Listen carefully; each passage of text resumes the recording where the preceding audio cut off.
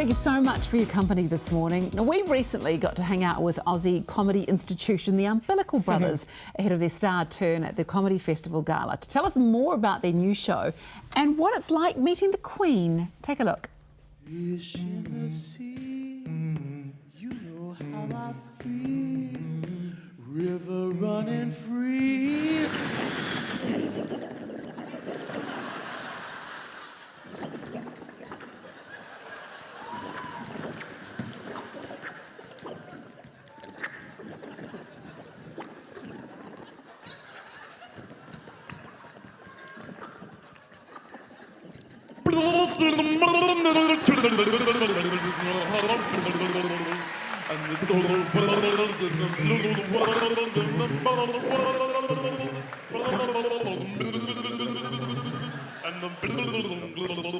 God, how did you do that? You were just in the studio. I said, like, you were just introduced us, and how quickly I can know. you travel? It's because we're magic. Is that your little Fitbit? Teleportation. Bring me up, Scotty. Welcome, guys. It's such a pleasure to talk to you both. Is it true, can I just get this straight first, is it true that, David, you broke Shane's nose when you first met each other? Slow motion. It was like that in a dance class, in acting school.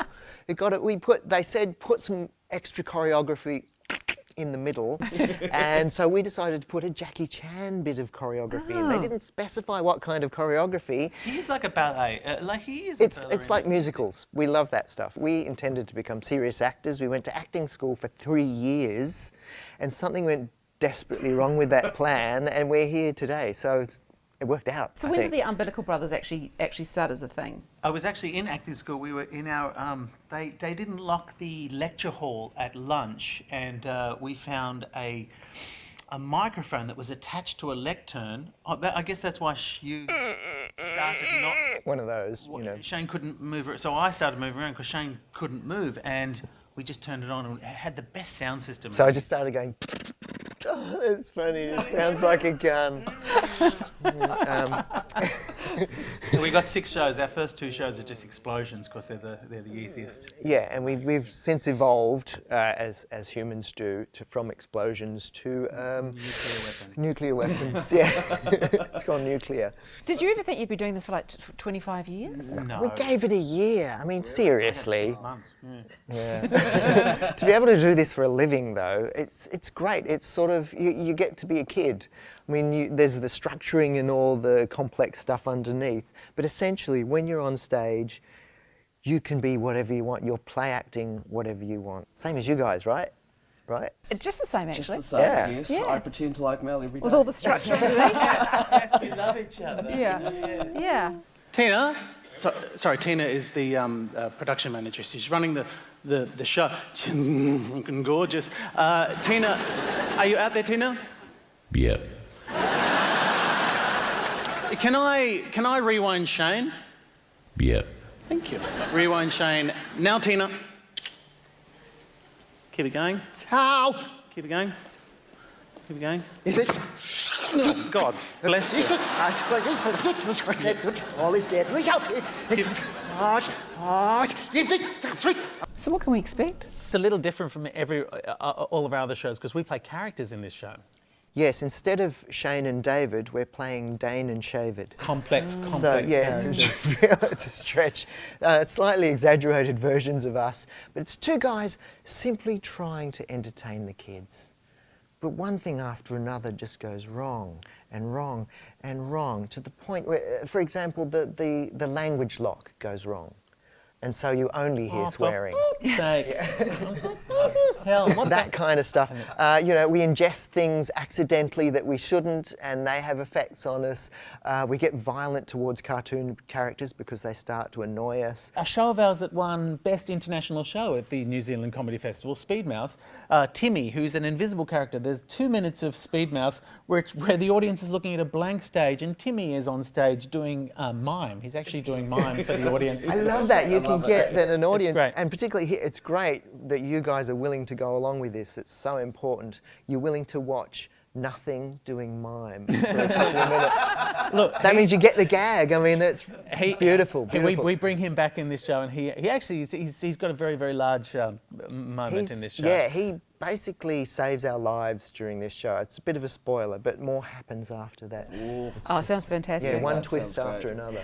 So you have actually done a kids' TV program. Yes. That's right, few. isn't it? We've done a few. We did one for Nickelodeon and Sesame, and we've just done one for Disney. And so this show, Not Suitable for Children, is all of the stuff that we weren't allowed to do. There was many times when we were on set and they'd go, cut. No, you can't do That's that. a bit sick, you know. Because the thing is that we often think that with the show that we're doing too. We thought Of we could do course. a late night edition, an adults version of the cafe. You should Exactly. do it. Because your mind is always going, oh, if this happened, it would be so funny, but so wrong. true. Yeah. Wrote all that stuff down. Yeah. And then this So is we that we show. made it so wrong that no child under 15 should see this show. So it's purely for adults. It's for the little twisted mind, the twisted child mind that exists in every adult. You know, sometimes because we have done kids show, parents bring their kids, and there's sections of the show which is just so horrible. And and we look down, and they're always in the front row, and the kids are just loving it. They're just loving it, and the parents are beside them going, "What have I done?" So yeah, I say probably 14 and up can handle this. Great. Well, This you're in the- material. You've been on some great shows too, you know, David Letterman, Jay Leno, the Royal Variety Performance. Have you got a favourite? Well, the weirdest one was the Royal Variety before. Well, no, I want to talk to you about because I'm quite boring, and I watched that show on New Year's Eve here in New Zealand. Oh, really? He records it to watch No, at a don't later tell date. them that. You've got them all taped, How right? big do you think the Queen is? This is what I'm really fascinated. I think she would be about my height, 5'7". She's very, very tiny. She's about that tall, and she looks like someone dressed as the Queen.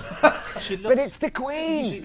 She's the same height as Sharon Osbourne, and I know that because Sharon Osbourne introduced us. And I swear to you, I was talking to, and I can't even tell you which one I was talking to. I think it was Sharon Osbourne, and I thought I was talking to the Queen because they're dressed exactly the same. They've got the same haircut, they're the same height, and then stumbling after them is this old guy going, one of them's Ozzy Osbourne or it's Prince Philip. You don't know, and they don't know either. They don't know which is behind them. Hey, well, guys, thank you so much. Yes, thank you, boys. Yeah, We're really awesome. looking forward to your show. Nice Cheers. to see you again.